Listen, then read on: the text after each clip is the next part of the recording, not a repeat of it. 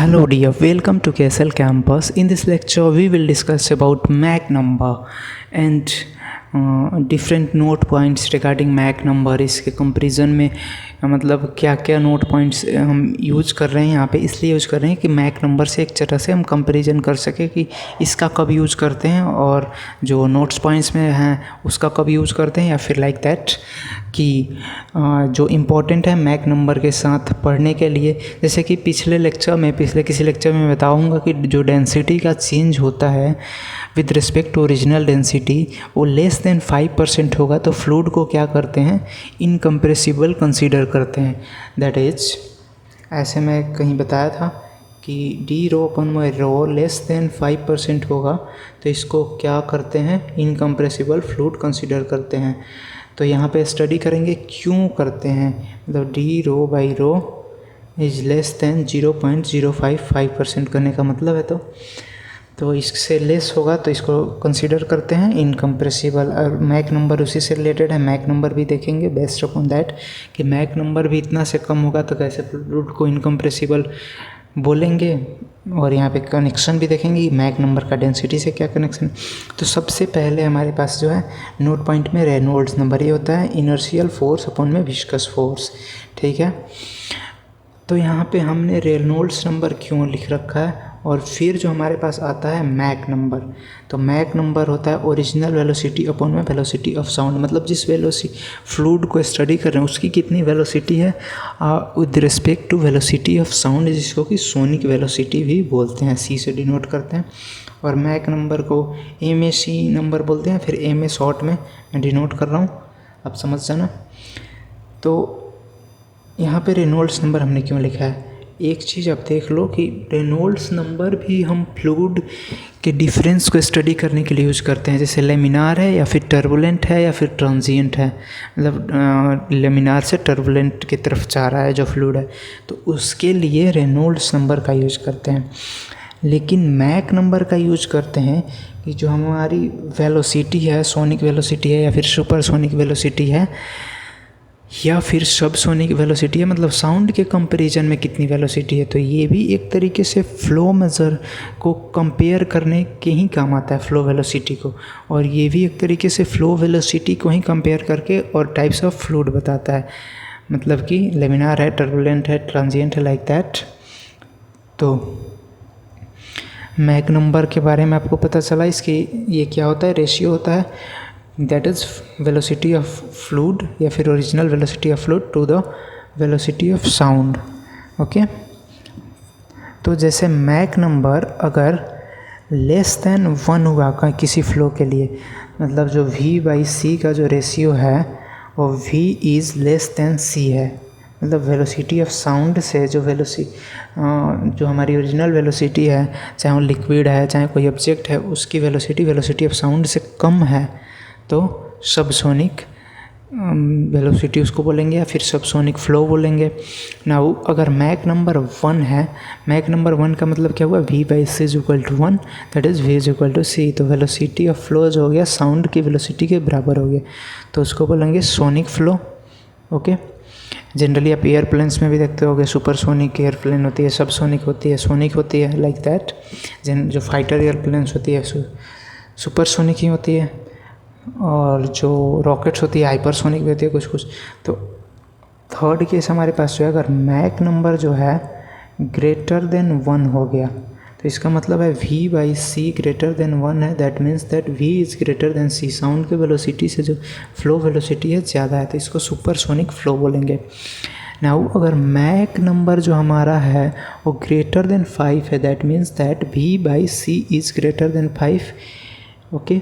It means that V is greater than 5 times of C, मतलब velocity of sound के 5 times से भी ज़्यादा वेलोसिटी आ जा रही है, तो इसको बोलेंगे हाइपरसोनिक फ्लो, ओके।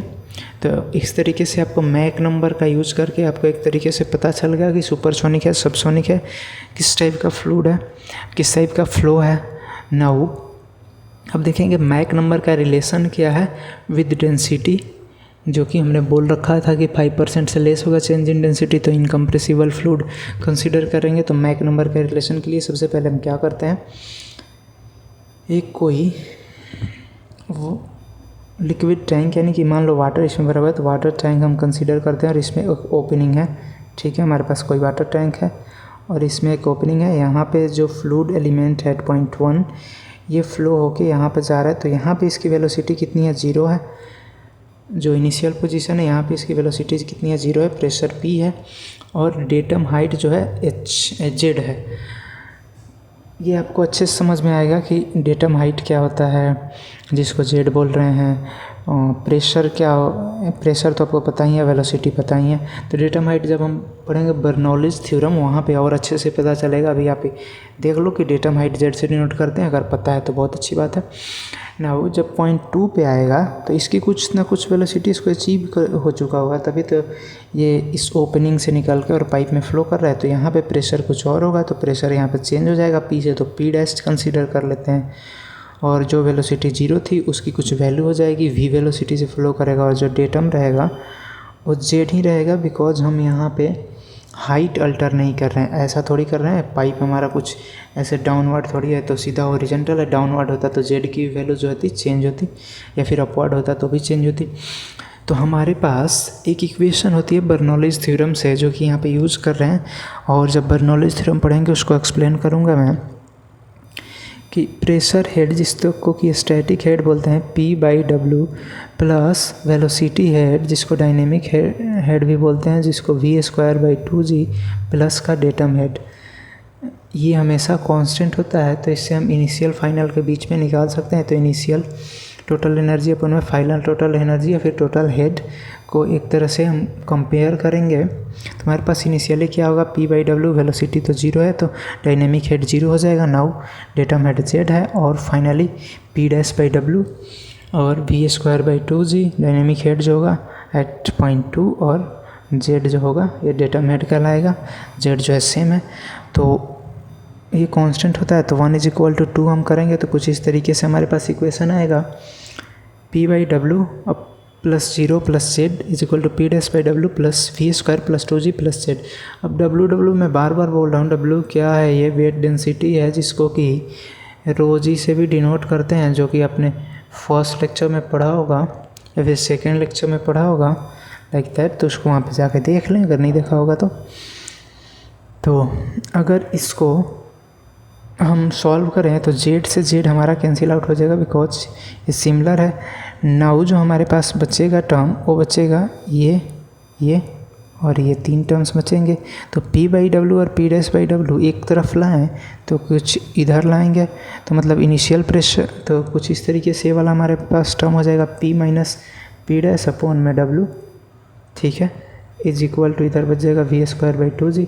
तो initial pressure minus final pressure यानी क्या हो जाएगा, फाइनली चेंज इन प्रेशर इसको बोल सकते हैं। तो initial pressure minus final pressure = change in pressure upon में ρg, W के लिए W = ρg होता है वेट डेंसिटी, और इधर बच जाएगा V²/2G। तो आपको समझ में आया होगा।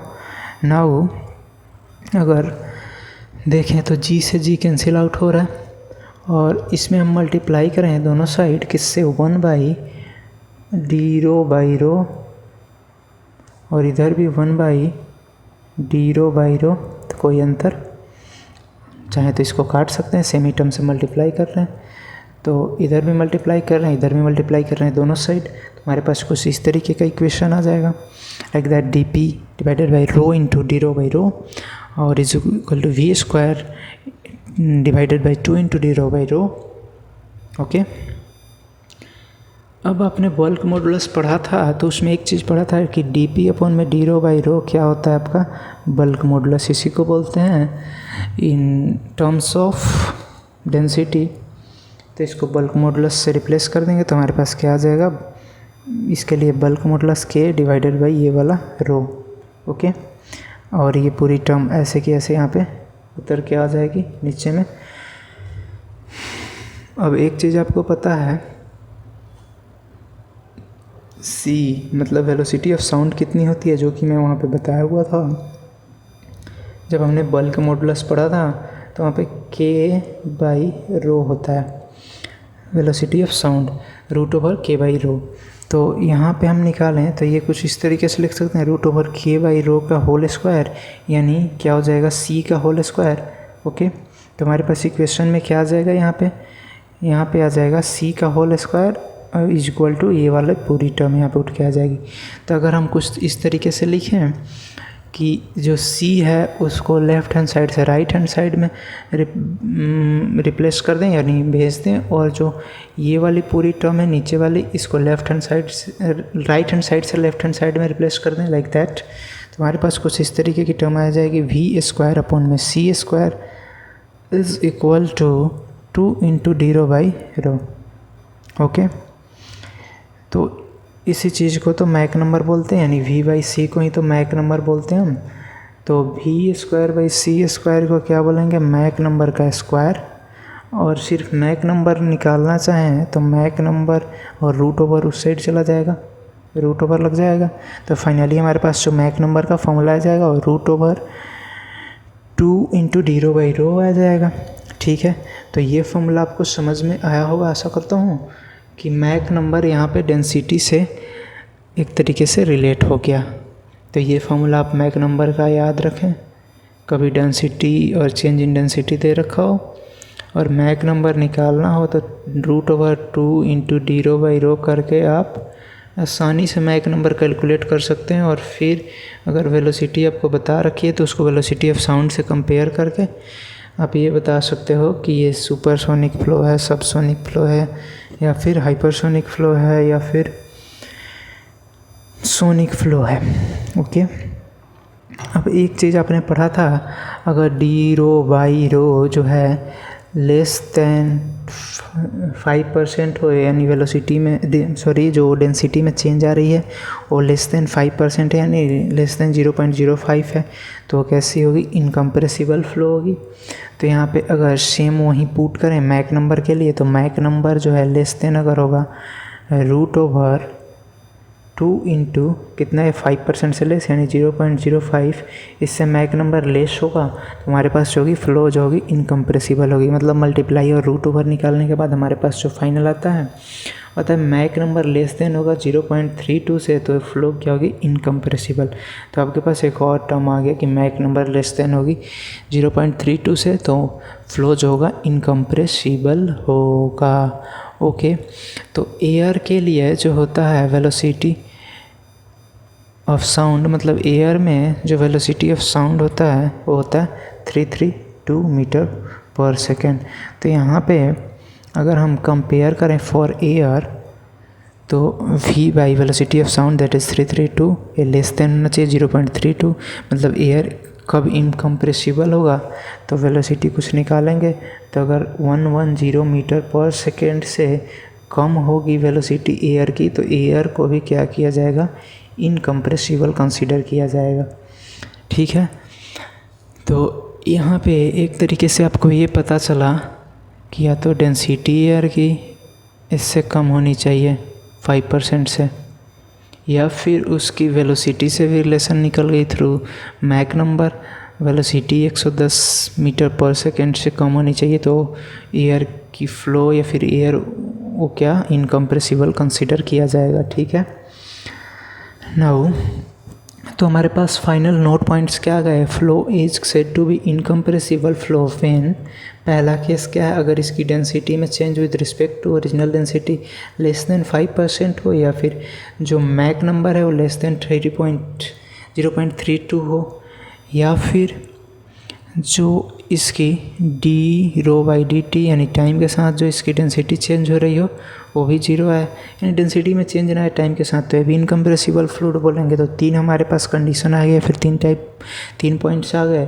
तो अगर आपको ऐसा कुछ सेमेस्टर वगैरह में लिखने के लिए आता है when a fluid is consider to be incompressible explain, तो उसको एक्सप्लेन कर सकते हो आप, और फिर ये वाली कंडीशंस लिख के उसको समझा भी सकते हो और इसको एलोबरेट कर सकते हो। अगर 7 मार्क्स में या फिर 10 मार्क्स में आता है तो 2-3 मार्क्स में आता है तो इतना ही से काम चल जाएगा। All through the air is compressible fluid, मतलब एयर जो है कंप्रेसिबल फ्लूइड होगा, but when it flows less than 0.32 Mach number of Mach then flow should be consider as incompressible. अगर इससे कम में मैक नंबर में फ्लो होगा यानी 110 मीटर पर सेकेंड से स्लो इसको फ्लो होगी तो उसको इनकम्प्रेसिबल कंसिडर किया जाएगा। ओके, तो इस लेक्चर में इतना ही। Now thank you.